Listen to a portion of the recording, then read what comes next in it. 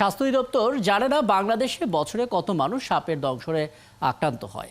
রাসেলস ভাইপারের আনাগোনায় বেড়ে যাওয়ায় সাপের দংশন নিয়ে তথ্যপত্র সংগ্রহ করা শুরু করেছে সেখানকার কর্মকর্তারা। সাপের কামড়ে প্রধান চিকিৎসা অ্যান্টিভেনম। সাধারণত সাপে কামড়ে দেওয়া রোগীকে 2 থেকে 3 ডোজ অ্যান্টিভেনম প্রয়োগ করলে বেঁচে যান, কিন্তু সম্প্রতি 8 ডোজ অ্যান্টিভেনম দেওয়ার পরও একজনের মৃত্যু ঘটেছে। এবছর অধিদপ্তর প্রায় 20,000 ভায়াল মজুদের লক্ষ্যমাত্রা স্থির করেছে।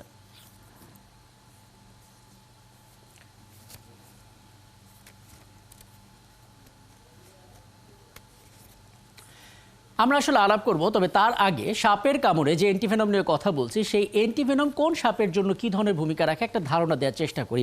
শুরুটা করতে চাই গোখরো সাপ। গোখরো সাপ অতি পরিচিত সাপ, এবং এই সাপ যখন দংশন করে, যখন ছোবল দেয়, কামড় দেয়, তখন গড়ে 8 ঘন্টা পর, কিংবা কেউটে সাপ যখন দংশন করে তখন 18 ঘন্টা পর, আর চন্দ্রবোরা বা রাসেল ভাইপার যখন দংশন করে তখন গড়ে 72 ঘন্টা বা 3 দিন পরও রোগীর মৃত্যু হতে পারে। কাজেই এই সময়সীমার মধ্যে অ্যান্টিভেনম প্রয়োগ করাটা জরুরি। তার মানে বোঝা যাচ্ছে গোখরো কেউটের চাইতেও আসলে চন্দ্রবোরা বা রাসেলস ভাইপার খুব বেশি শক্তিশালী নয়। যতটা আতঙ্ক ছড়াচ্ছে ব্যাপারটা তেমন নয়।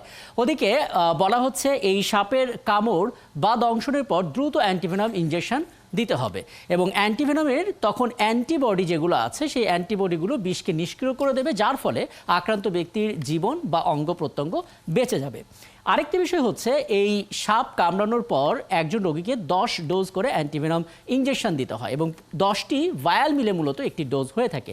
বিষের পরিমাণ এবং বিষাক্ততার যে মাত্রা, সেই মাত্রা বিবেচনা করে যদি বেশি মনে হয় তাহলে সাপে কামড়ানোর ব্যক্তির উপর 1 বা একাধিক ডোজ অ্যান্টিভেনম প্রয়োগ করার প্রয়োজন হতে পারে। আমরা মোটামুটিভাবে একটা ধারণা, একটা পরিস্থিতি, বাস্তবতা সম্বন্ধে একটা লক্ষ্যটা দেখে নিলাম।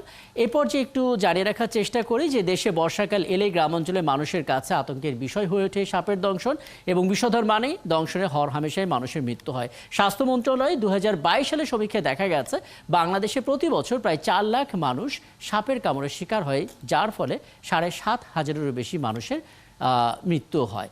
আমরা একটু আলাপ করতে চাই। আমাদের সঙ্গে আছেন স্বাস্থ্য দপ্তরের অসংক্রামক রোগ নিয়ন্ত্রণ বিভাগের পরিচালক অধ্যাপক ডাক্তার রোবেদ আমিন।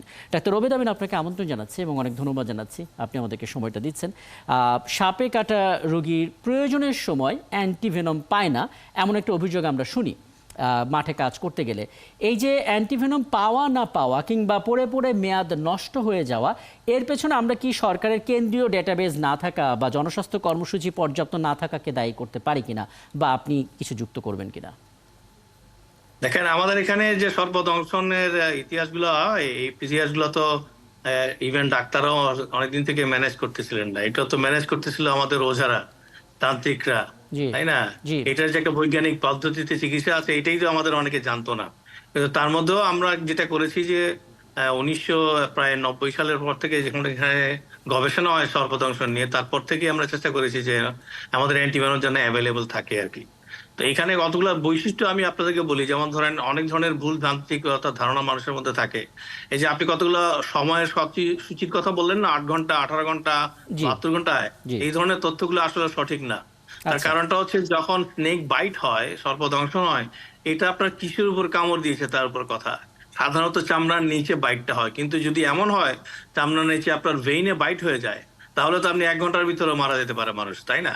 মৃত্যু এখানে ছোট করে একটু পরিষ্কার করে আমাদের দর্শকদের জন্য আপনার মাধ্যমে, সেটা হচ্ছে মৃত্যু যে কেস স্টাডিগুলো আছে সেগুলো নিয়ে একটা গড় হিসেব মূলত WHO সহ নানা জায়গা থেকে দেওয়া হচ্ছে। আপনি যে গড় হিসেবটা দিয়েছেন, এটা কিন্তু বাংলাদেশের গড় হিসেব না।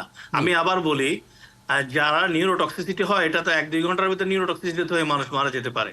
আমরা 72 ঘন্টার কথা যদি বলে ফেলি, তাহলে তো মানুষ যে চিন্তা করবে 72 ঘন্টার আগে কোনো সময় সর্পদংশনের রাসেলস ব্যাপারে কোনো মৃত্যু নেই।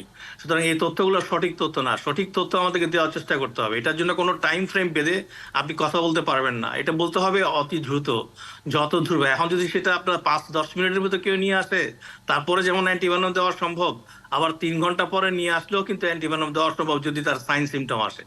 যদি রোগীর সাইন সিমটম আসে, তখনই আসলে তখন তাকে ভালো মতো অ্যান্টিভেনম দিতে হবে। আর অ্যান্টিভেনমের যে গল্পটা আপনারা বলেছেন, এই অ্যান্টিভেনম তো আসলে ইন্ডিয়ার তৈরি।